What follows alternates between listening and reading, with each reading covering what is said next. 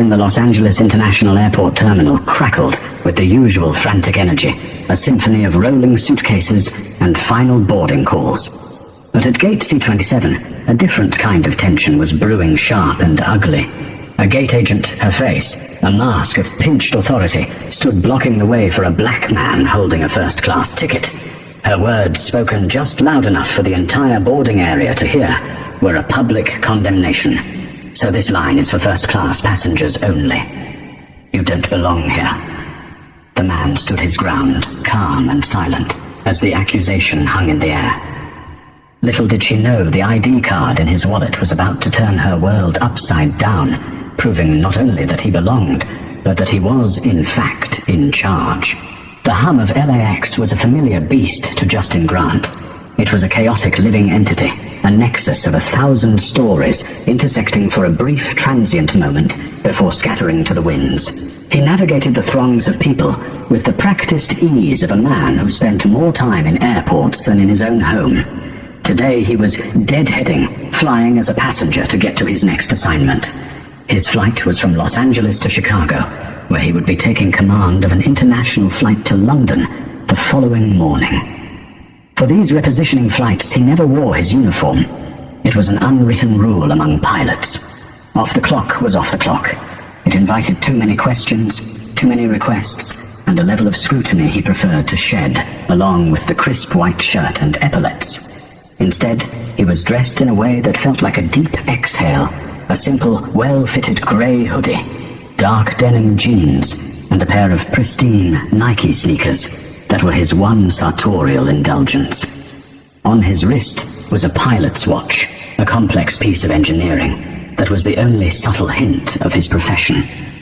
He arrived at gate C-27 and found a seat with a view of the tarmac, watching the ground crew move with their precise, balletic choreography. He put in his earbuds, letting the mellow tones of a jazz trio wash over him, a shield against the terminal's cacophony.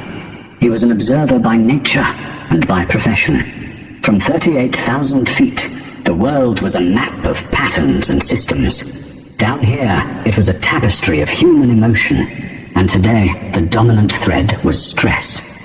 The gate was a pressure cooker. A flight to Dallas had just been delayed, and the agent at the adjacent gate was fielding a barrage of frustrated passengers. Justin watched the scene with detached empathy. He knew the logistics, the cascade of events that a single mechanical issue or weather pattern could trigger. At his own gate, C-27, the agent in charge seemed to be absorbing the airport's collective anxiety and radiating it back tenfold. Her name tag read Bonnie Miller, and below it, boarding supervisor. She was a woman in her late 40s with a severe haircut and a mouth set in a permanent line of disapproval. She patrolled her little kingdom of retractable barriers and computer screens with an air of grim authority. Justin watched her snap at a young family who asked if they could pre-board her voice sharp enough to cut glass. Pre-boarding has concluded. You will board with your assigned group. Justin sighed softly. He had seen 1,000 Bonnies in his career. Gate agents held a unique temporary power. They were the arbiters of a deeply stressful process, the final barrier between a passenger and their destination. Some wielded that power with grace and efficiency. Others, like Bonnie, seemed to wield it like a weapon against the very people they were supposed to serve. He didn't pay her much mind, instead focusing on the text conversation with his sister. She was sending him pictures of his nephew's first t-ball game. He smiled a genuine warm smile that softened the focused intensity of his face. At 36, Justin had achieved a level of success he had only dreamed of as a kid looking up at the sky. He'd served 10 years in the Air Force, flying C-17s in and out of some of the most challenging airspace in the world. When he transitioned to commercial aviation, his skill, calm demeanor, and impeccable record saw him rise quickly. He was now a captain for a major legacy carrier, one of the youngest to make the rank for the Boeing 787 Dreamliner fleet. He was proud of his journey, but he wore his success quietly. He wasn't a man who needed to announce his status. His work spoke for itself. He believed in professionalism, in quiet competence. He treated the janitor at the airport with the same respect he gave the CEO of the airline. It was how he was raised. We will now begin boarding flight 1138 to Chicago O'Hare. Bonnie's voice crackled over the PA system, yanking him from his family chat. We invite our active duty military personnel and anyone needing special assistance to approach the gate at this time. A brief pause, and then the announcement he was waiting for. We now invite our first-class passengers to begin boarding through the priority lane. Justin gathered his single carry-on bag, a durable Toomey duffel that had seen more countries than most diplomats. He took out his earbuds, tucked them into his pocket, and made his way to the plush red carpet that designated the priority lane. He pulled up the boarding pass on his phone, the screen glowing with his name, Grant Justin, and the coveted seat number 2A. He was the third person in line. Ahead of him was a couple in their 60s, dressed in resort wear, their faces beaming with vacation-bound excitement. Bonnie scanned their tickets with a practiced impersonal flick of her wrist. "Enjoy your flight, Mr. and Mrs. Davenport." Then it was his turn. He stepped forward and held out his phone. Bonnie didn't look at the phone. Her eyes raked over him from his hoodie down to his sneakers. It was a slow, deliberate appraisal, and not a friendly one. Her lips tightened. "Can I help you?" she asked. The question wasn't an offer of assistance. It was a challenge. "Yes," Justin said, his voice even. "I'm boarding." He gestured with his phone. She ignored it. "Sir, I just called for first-class passengers." Justin's internal alarms, honed by years of similar encounters, began a low, steady hum. He kept his expression neutral. "I know. Here's my boarding pass. Seat 2A. Bonnie finally glanced at the phone, but it was a cursory flick of her eyes. She seemed to have already made up her mind. She looked back at his face, then at his clothes, and a smirk of derision played on her lips. "The economy boarding hasn't started yet, sir," she said, her voice now louder, carrying to the people behind him. "You'll need to step aside and wait for your group to be called." The line behind him was growing. He could feel the eyes on his back. A businessman in a tailored suit sighed impatiently. A low murmur rippled through the crowd. Justin felt a familiar heat rise in his chest, but he tamped it down. Professionalism. Always. "Ma'am," he said, keeping his voice low and firm, "I think you're mistaken. My seat is 2A, first class, if you just scan the pass." This was her moment. In her small kingdom, she was the queen, and she had just found a subject to put in his place. She crossed her arms, a classic posture of defiance. "Sir, I handle these boarding passes all day long. I know who belongs in this line and who doesn't," she said, her voice dripping with condescension. Then came the words that would echo through the terminal and change the course of her life. "And you don't belong in first class. Now please step out of the line.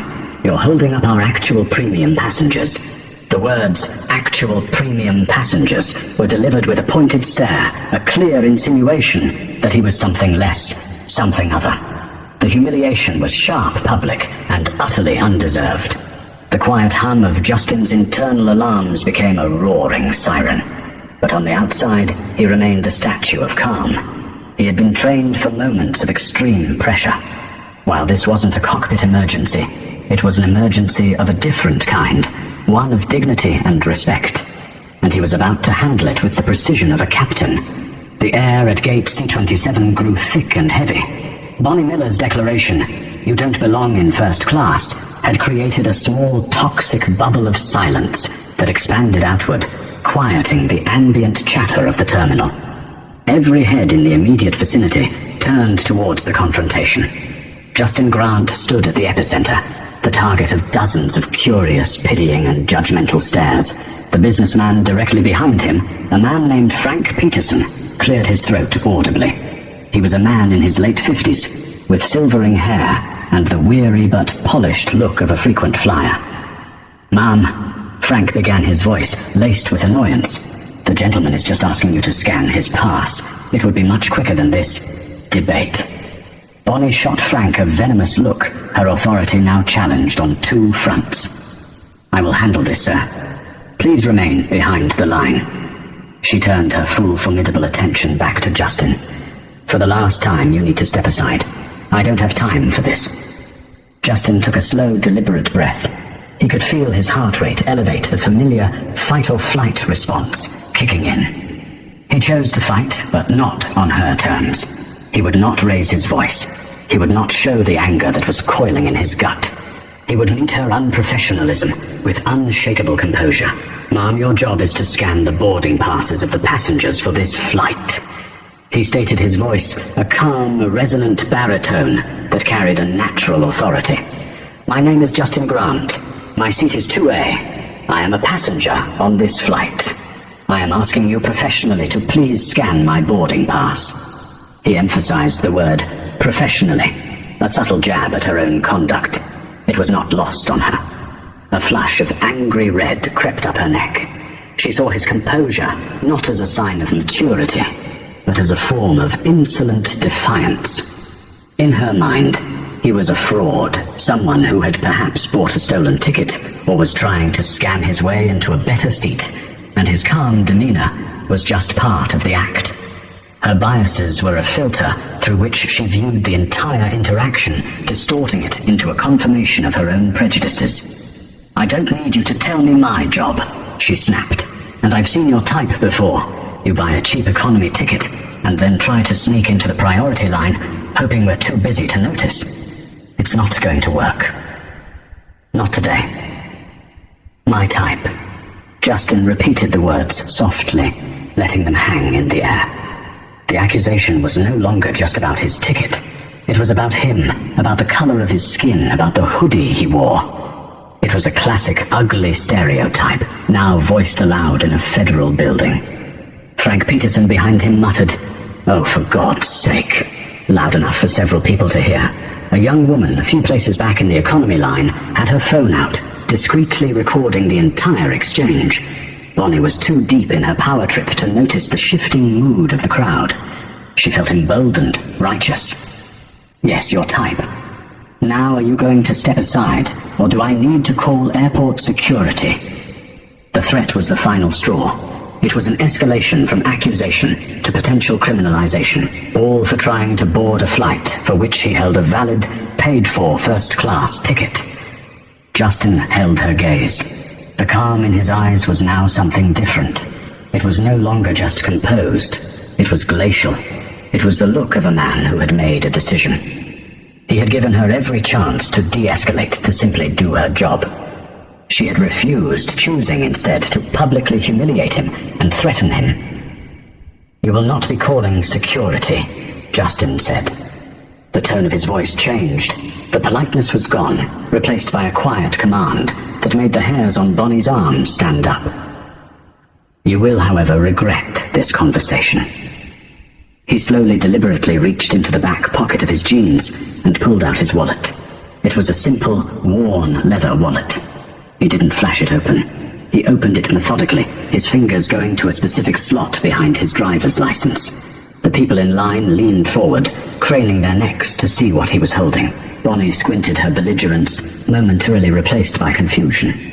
She expected a credit card, perhaps, as if he were going to try to bribe her. But it wasn't a credit card. It was an identification card, a corporate ID from the very airline she worked for. He didn't hand it to her. He held it up in front of her face, about a foot away, so she could not possibly misread it. The card had the airline's familiar, stylized logo at the top.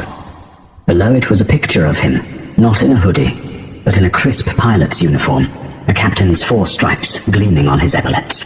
His face in the photo was serious, professional, and below the photo in bold, unmistakable letters were the words, "Grant, Justin A. Captain, B787, Fleet Employee ID 7759, Crew, Flight Operations." The world seemed to slow down for Bonnie Miller.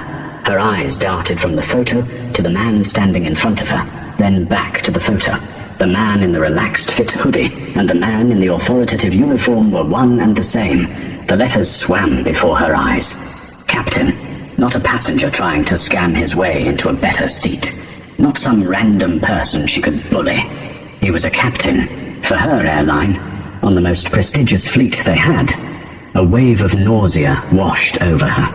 The blood drained from her face, leaving a pasty grey pallor. Her jaw went slack. The entire architecture of her confrontation, her assumptions, her accusations, her self-righteousness crumbled into dust in an instant. She had not just insulted a passenger, she had publicly insubordinated and humiliated a superior officer in her own company's chain of command. She looked into his eyes again. The icy calm was still there, but now she understood it. It was the calm of a man who held all the cards. It was the calm of a man who was judging her, weighing her, and finding her utterly, catastrophically wanting. Her mind raced desperately, searching for a way to undo the last 5 minutes. Apologize, beg. Pretend it never happened. But it was too late.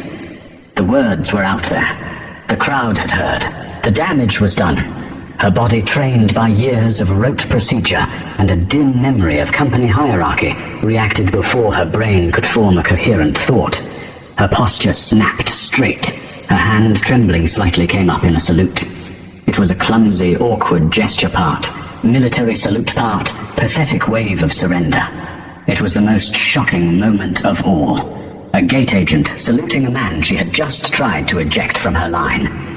Justin did not acknowledge the salute. He simply held the ID for a moment longer, letting the reality of her mistake sink in, not just for her, but for everyone watching. Then, with a slow, deliberate motion, he slipped the ID back into his wallet and put it away. He held up his phone with the boarding pass again. "Now," he said, his voice flat and devoid of any emotion. "Are you going to scan my pass? Or do we need to delay this flight while we wait for your station manager to come down here and do it for you?" Bonnie Miller's salute hung in the air like a ghost, a bizarre and desperate act of deference that only highlighted the magnitude of her blunder. Her hand dropped to her side as if it had been struck. Her face was a canvas of shock and dawning horror. She fumbled for the scanner, her usually nimble fingers turned into clumsy, disobedient things. Justin held his phone steady. The small beep of the scanner was deafeningly loud in the tense silence of the gate area. On her screen, the confirmation flashed green. Grant Justin. Seat 2A, Group 1, cleared. It was the very information he had been trying to give her all along. "Enjoy your flight, Captain," she stammered. The word "captain" came out as a choked whisper. It was an admission of defeat, a plea for a mercy she had not earned, and he had no intention of granting. Justin took his phone back without a word. He gave her one last long look. There was no triumph in his eyes, no "I told you so." There was only a profound, weary disappointment. He turned and walked down the jet bridge, his back straight, his duffel bag slung over his shoulder, leaving a tableau of stunned passengers and one utterly broken gate agent in his wake. The moment he was out of sight, the spell was broken. A wave of murmurs and outright condemnations swept through the line. "Did you see that?" someone whispered. "She actually saluted him. I can't believe she did that," another voice said much louder. "He was so polite and she treated him like a criminal." Frank Peterson, the businessman who had tried to intervene, stepped up to the podium. He didn't even bother showing his ticket. He leaned in towards Bonnie, his voice low, but filled with cold fury. "I am a multi-million-mile flyer with this airline. Ms. Miller." Ms. Davies said, her voice neutral but firm. "The company has a zero-tolerance policy for discrimination and harassment of any kind. The behavior described in these reports represents a severe violation of that policy." Bonnie tried to defend herself, her voice trembling. I wasn't discriminating. I was following procedure. He looked suspicious."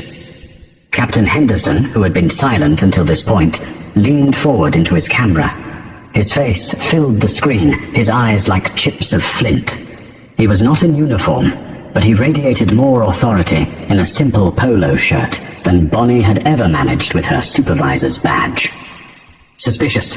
Henderson's voice was a low growl. "Let's be very clear about what happened here, Miss Miller. Captain Grant is one of the most respected pilots in my fleet. He flew C-17s for the U.S. Air Force. He has held the lives of thousands of people in his hands, including my own when I've flown with him. He is entrusted with a $200 million aircraft. What about him exactly struck you as suspicious? Was it his hoodie, or was it the color of his skin? The directness of the question knocked the air out of Bonnie's lungs. No, it wasn't that. Don't lie. Henderson cut her off, his voice rising with controlled anger. You didn't ask to see his ticket. You didn't attempt to scan his pass. You made an assumption based on a visual profile. You profiled one of my pilots. You publicly humiliated him. You threatened him. You created a spectacle that has damaged the reputation of this airline. And you did it all while wearing a supervisor's uniform representing this company. He paused, letting the weight of his words sink in. This isn't just about Captain Grant's feelings. This is about trust. The passengers in that terminal need to trust that our employees are professional and impartial. The crew in that cockpit need to trust that the ground staff are competent. You shattered that trust. Your actions were reckless and unforgivable. The lawyer spoke up for the first time. Ms. Miller, a video of the incident filmed by another passenger was posted online. It has, as of this morning, over 2 million views. It has been picked up by several major news outlets. The company is currently in the middle of a significant public relations crisis because of your actions. Bonnie felt the last of her defenses crumble. It was on the news. 2 million people had seen her at her absolute worst.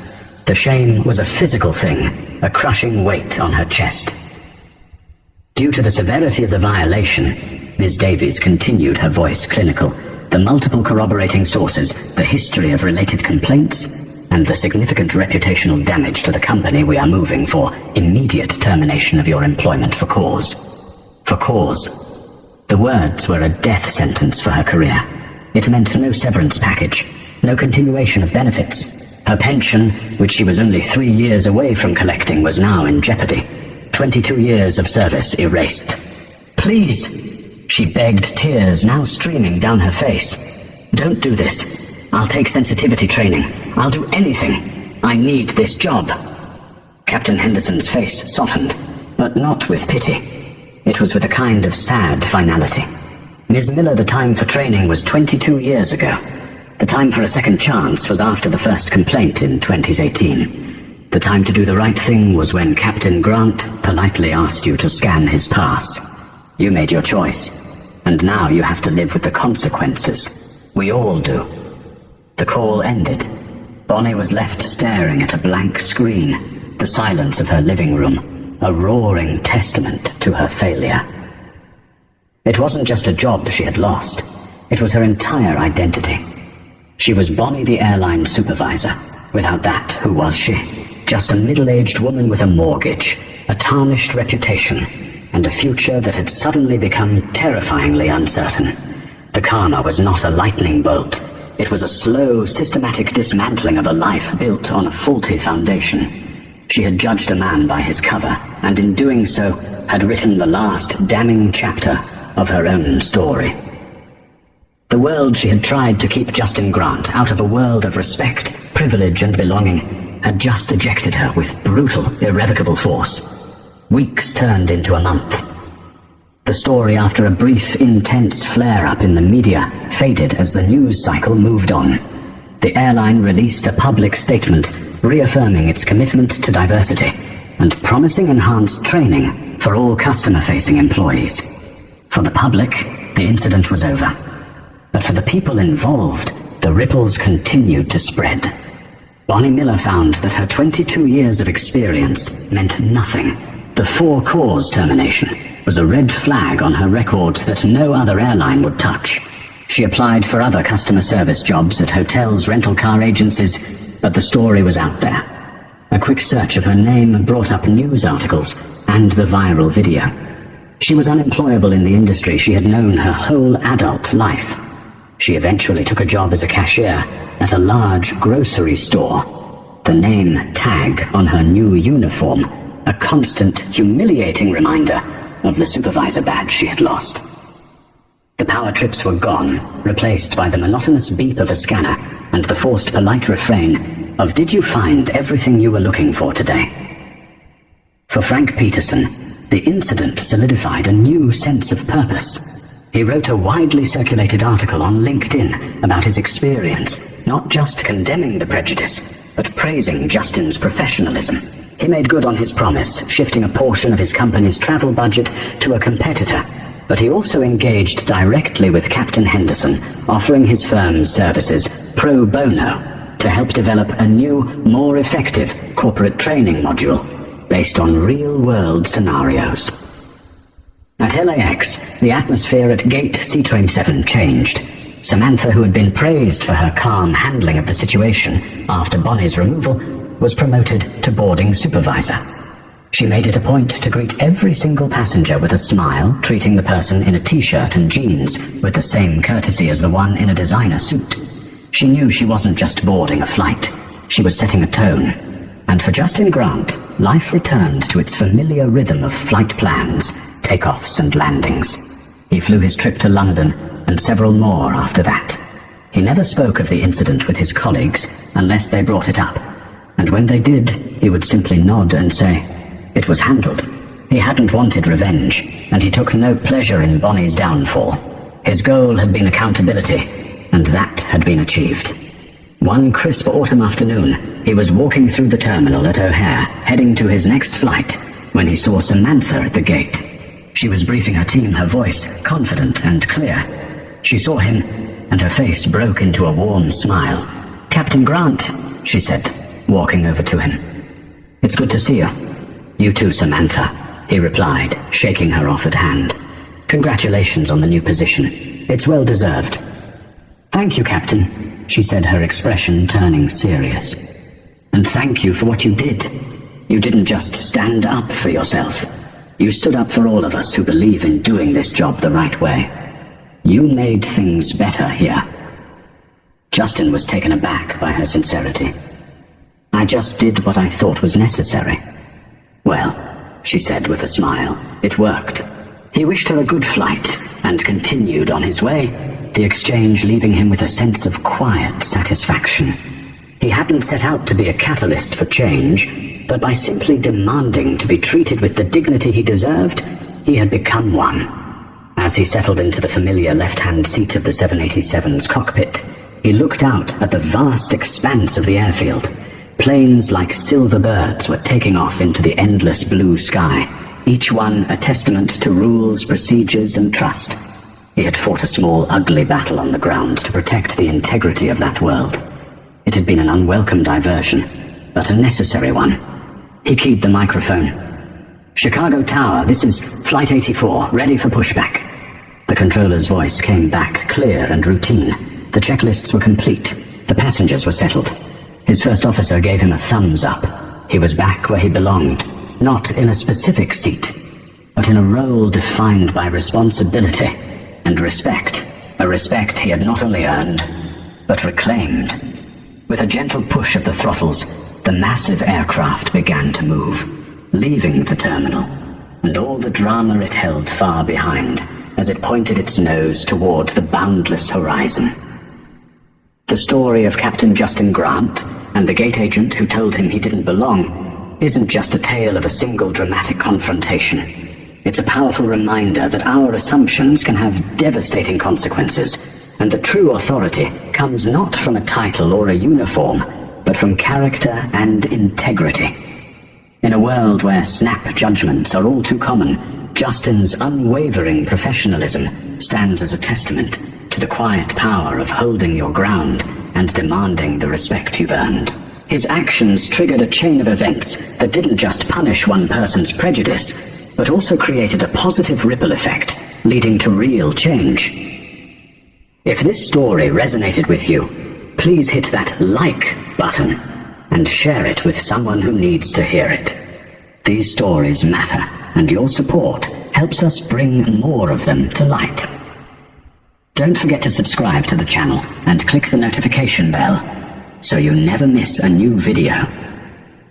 Let's keep the conversation going in the comments below. What did you think about the way this situation was handled?